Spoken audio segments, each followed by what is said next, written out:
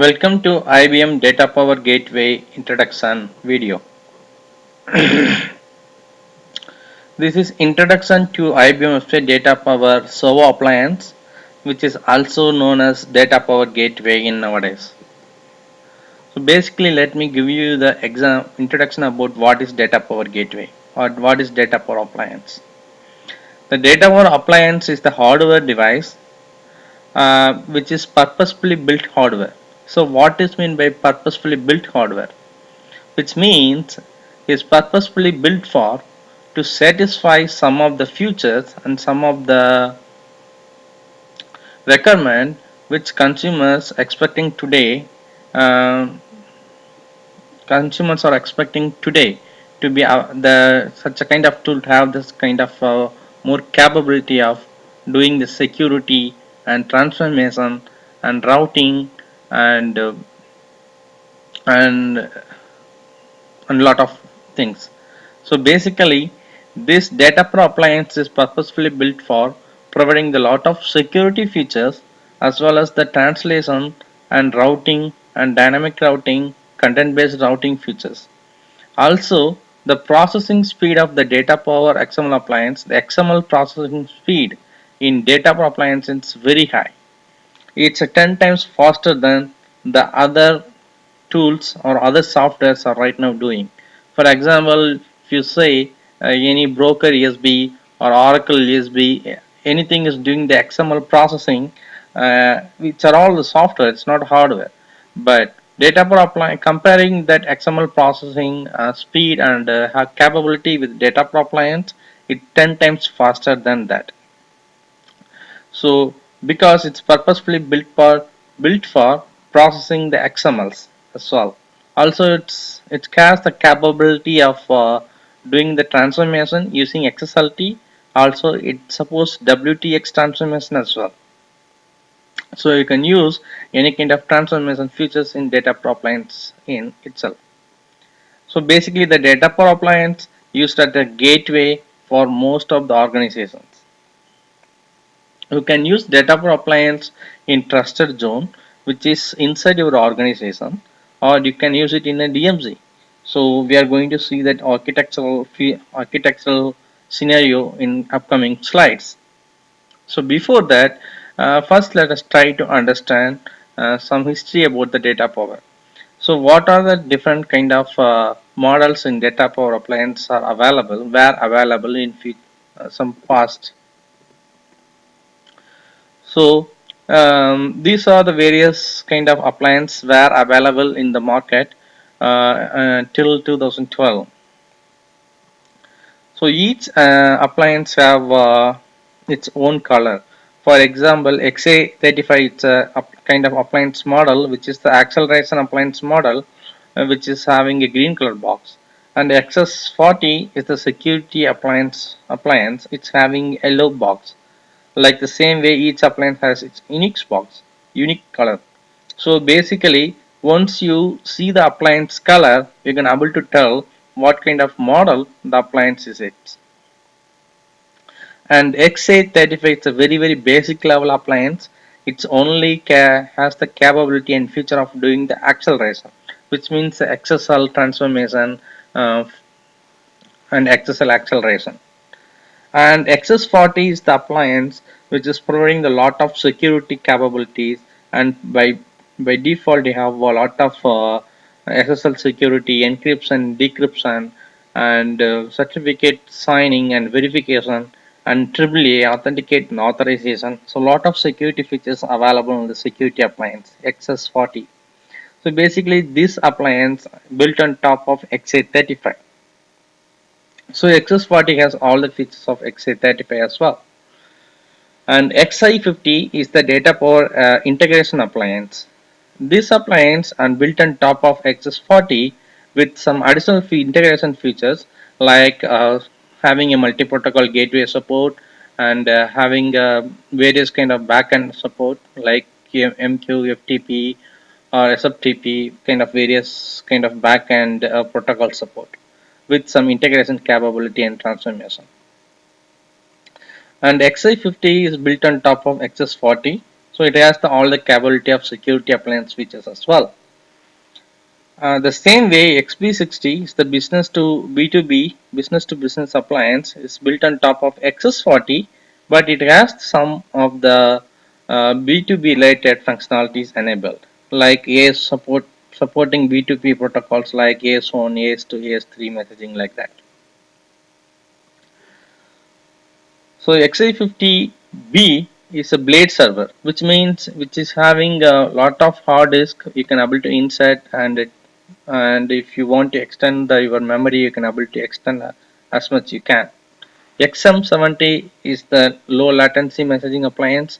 It's primarily used for when you want to deliver low latency messaging and routing for data distribution. So these are the various kind of appliance model and look and feel which was available in the market in till 2012. But what happens is after 2012, IBM has changed the model of device, and it's created a new look and feel of for the data for appliance, which is which is the block box what you're seeing here, and it upgraded all the appliance version into the next level. For example, XS40 is now called as XG45, which is Security Gateway. XI52 is the upgraded version of XI50, which is called Integration Appliance. And XP62 is the B2B appliance. It's upgraded version of XP60. And still we have some of the appliance which are XF70, XE10, XS40. So basically, we are calling the first four appliances the core appliance, which means XG45, XI52, XI52B, XB62. These four appliances we are called as core appliance. Which what is meant by core appliance? Which means these appliances can be used independently without any appliance dependency. For example, if you take XM70, XE10, XS40, these are the appliances, not core appliance, because these appliances cannot be used as independently.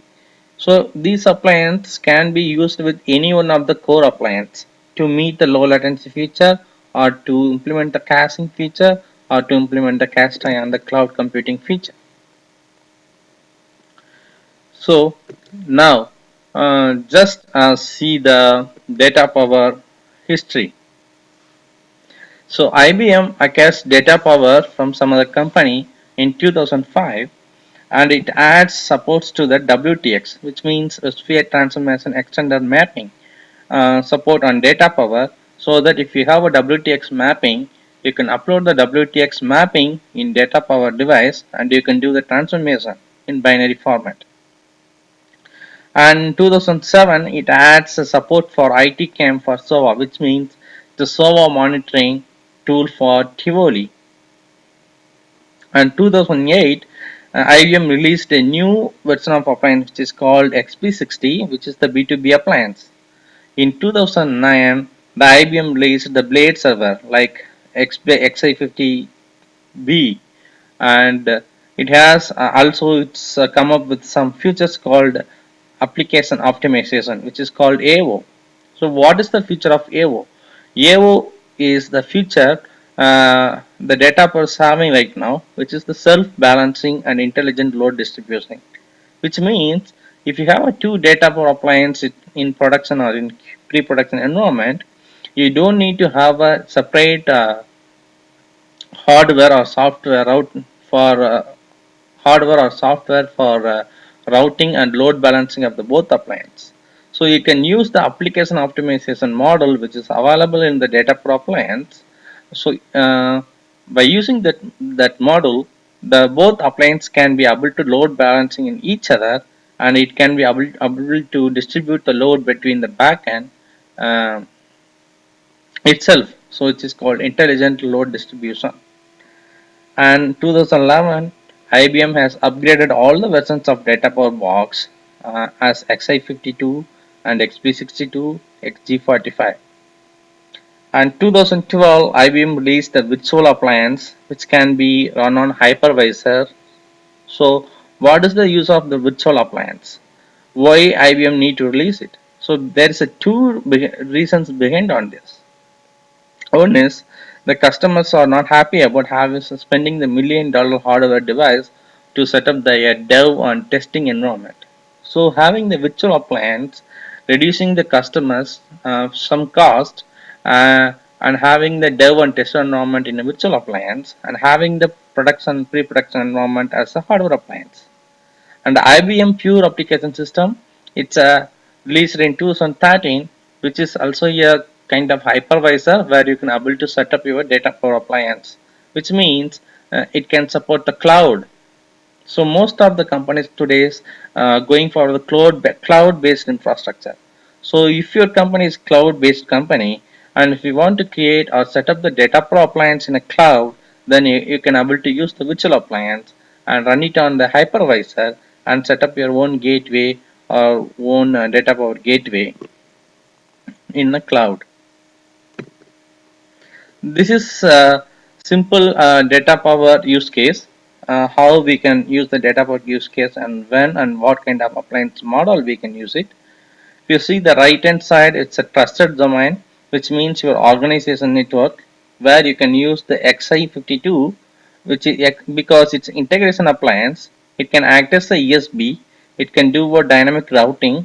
It can also able to do a transformation of the messages, and it can able to talk to the any backend system of your organization. As I said, it supports the various backend protocol supports, like it can connect to MQ, FTP, SFTP, JMS, IMS. It can connect to anything, lot of features, so that you can able to connect it to any organization backend, and you can able to get the response back. That's why you can able to use XFTP in trusted domain. And DMZ, the DMZ is called demilitarized zone, which is the small area which is available, which is uh, which is actually available between your internet and your and the company network. So all the traffics from internet coming to your company has to come through DMZ zone.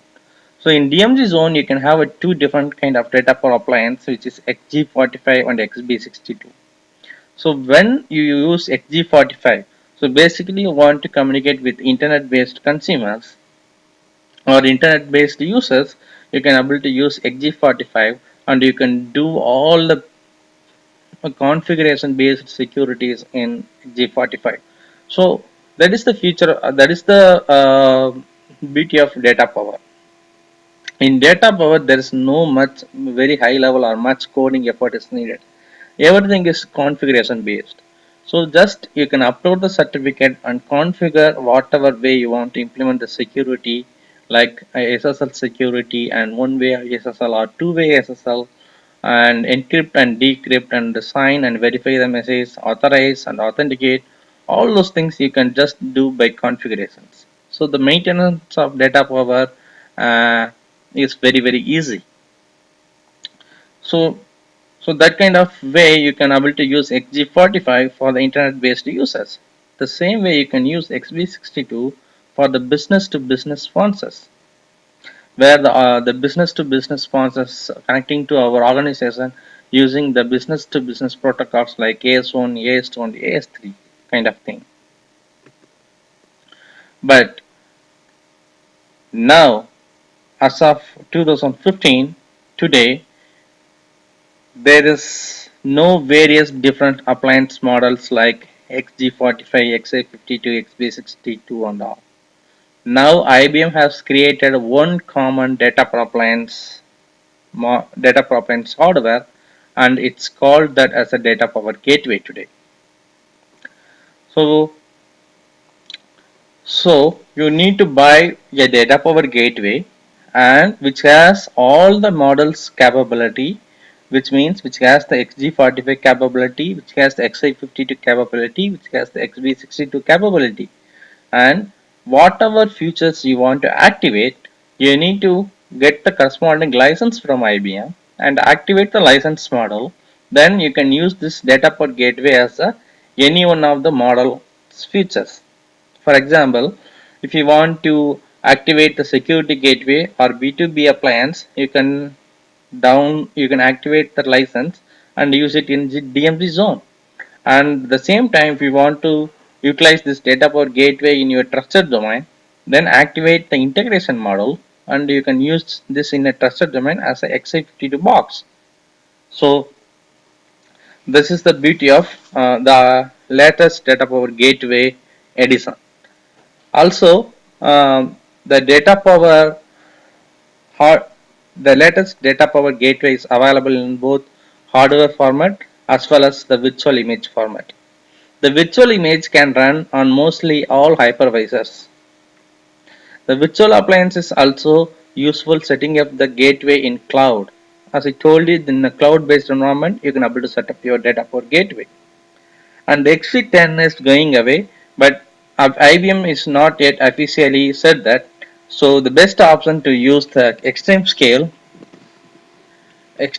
server for caching implementation with data power. Also, data power data power has the main role on API management gateway implementation.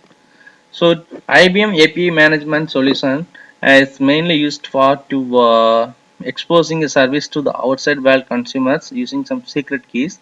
So that using the secret keys, consumer can able to invoke the our organization web service so that we can able to charge the consumers how many times they are accessing our service um, based on those things. So based on this IBM API management solution, we cannot set up the IBM management solution without data power. So basically IBM API management gateway is using the data power in a backend.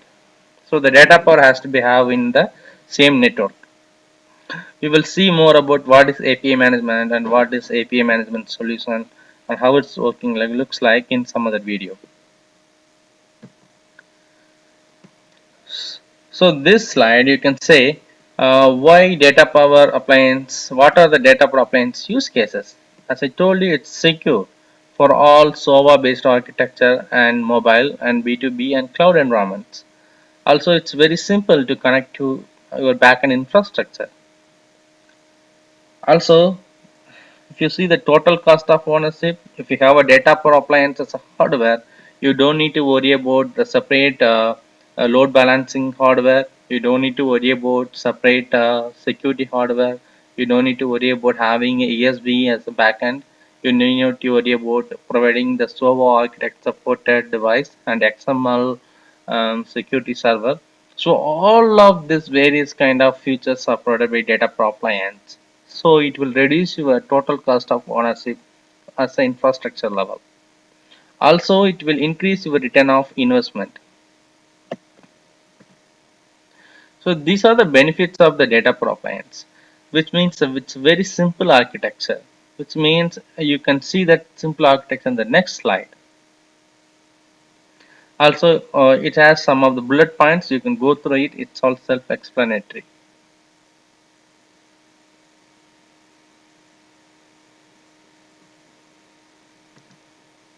So this is what I told you. What is the simple firmware? What is the simple architecture? If you see the right hand side, the XML security server, and left hand side is your data power. So assume that you're writing a XML security server on your own. You have to have all these kind of software and operating system and XML library, development platform, application server, database, web server, lot of things has to be integrated together. And you want to create the XML based security server, you need to write the code and maintain it, and all it's a very complex thing nowadays. But if you see the IBM OSPI data power, you can see only the firmware. The firmware is data power firmware is the it's a unique operating system. It's not built on any kind of operating system like Unix or Windows. It's a unique operating system.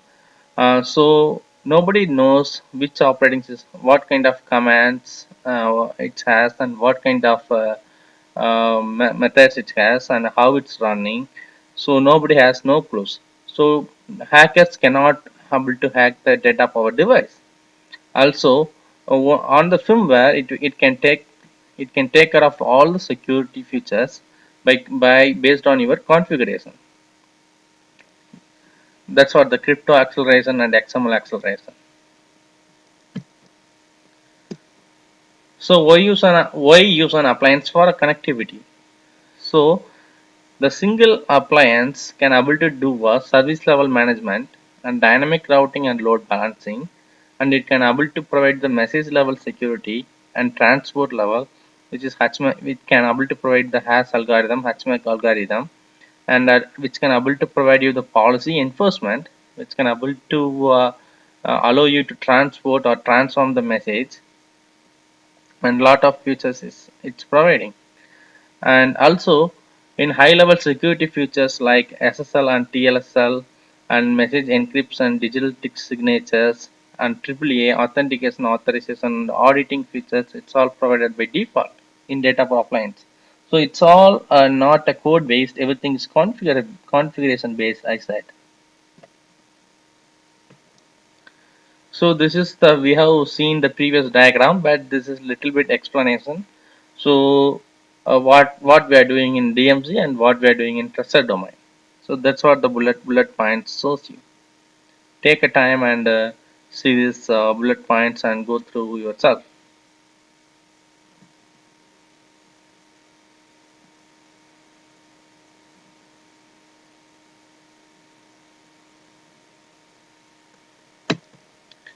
So this is the example scenario how the internet client can able to communicate to the mainframe which is available in our organization backend.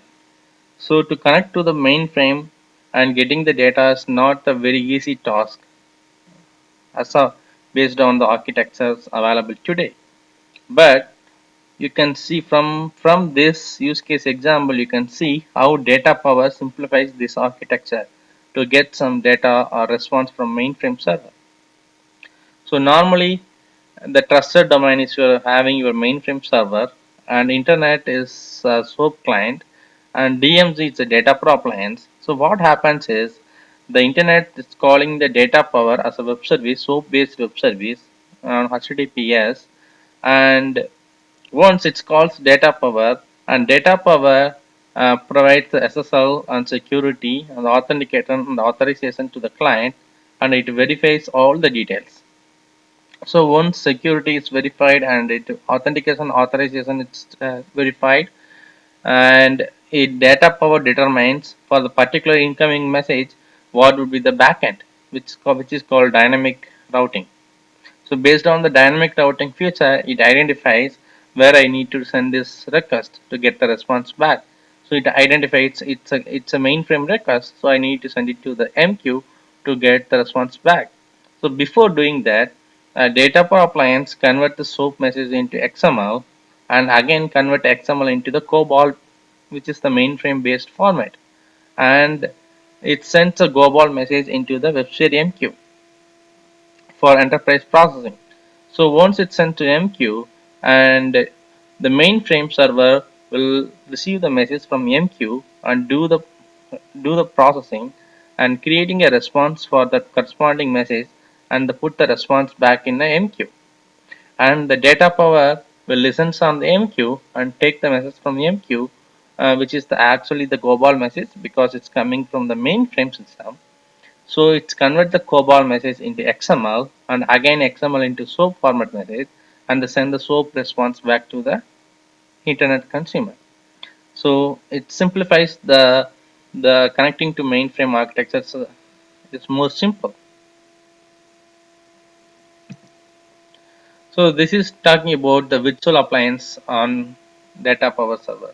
So how we can, what are the various options we can able to set up the virtual appliance? The one is the setting up the virtual appliance in your own hypervisor environment like ESX or ESXi server like vSphere.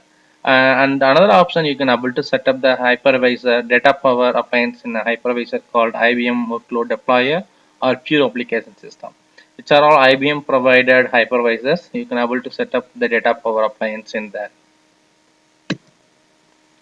So this diagram shows how data power acts as a USB. which means enterprise service bus. So you can use DataPower as a ESB gateway. That's what circled with number 2 here. So the internet traffic comes from the internet, and it comes to the DMZ, demilitarized zone, and all the security things will be taken care here. Once it's passed all the security related things, then it's passed to the ESB gateway. And then the USB gateway decides the routing and content based routing, dynamic routing, which decides based on the corresponding incoming request where it need to route the request. There's two ESB, Enterprise Service Bus A and Enterprise Service Bus B. So where I do have a corresponding service running for the particular incoming request. So it dynamically identified that based on the message header or so format of the message, then it route it to the corresponding backend and get the response back and send it to that internet client. So this is the some deployment scenario where your right hand side where your current organization has to communicate with business partners, B2B partners with internet. So this is the it's a little bit detailed example of implementation of the data power scenario using security. So these are the service types which is available in data power: web service proxy, multi-protocol gateway, XML firewall, and web application firewall. The XSL accelerator is not available anymore in data power service. The only four services are available right now. So we will get into the detail what is XML firewall, what is web application firewall, what is multi-protocol gateway, what is web service proxy. So we will see these details in upcoming detailed video on the training course. So services of data power. So once you create a particular service in data power, you need to have a front-end handler and SSL proxy and crypto profile and key certificate object, and also you have a processing policy and rules and actions and matching rule. Also it can be connected to any transformation and AAA, and AAA can be connected to the keys and certificate, which is nothing but the SSL certificate. So by seeing this diagram it might be confusing you, so that's what let me open data power console. Let me go to the control panel here. Let me log into my data power box.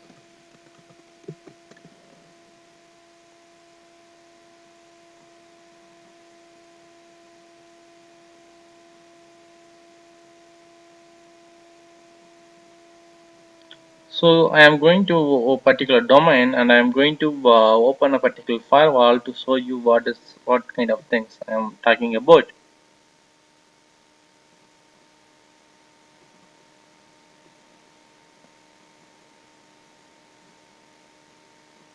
So if you see, these are the things: policy, that's what it's mentioned here, policy, processing policy, and front side handler is nothing but you have local address and IP port number. This is called front side handler. But this is XML firewall. It's having only HTTP. It supports only HTTP and HTTPS. So it should be HTTP or HTTPS front side handler. So, but if you select SSL type, if you configure any reverse proxy, then it should be HTTPS based XML firewall. If you don't configure anything, it means it's a HTTP based XML firewall. So the basically the frontside handler is HTTP frontside handler with port number 2051, and the processing policy, you can see the processing policy can have a multiple rules, and each rules can have multiple actions. These are all actions. That's what it's mentioned here, like this. Processing policy can have rules and actions. The matching rules is always the first action of the processing policy. So this is the matching rule. That's what they are talking about. So the remaining things we can cover in detailed session of the data power course. Uh, so thank you for your time today to spend with on this topic. I will get back to you with another video. Thank you for your time today.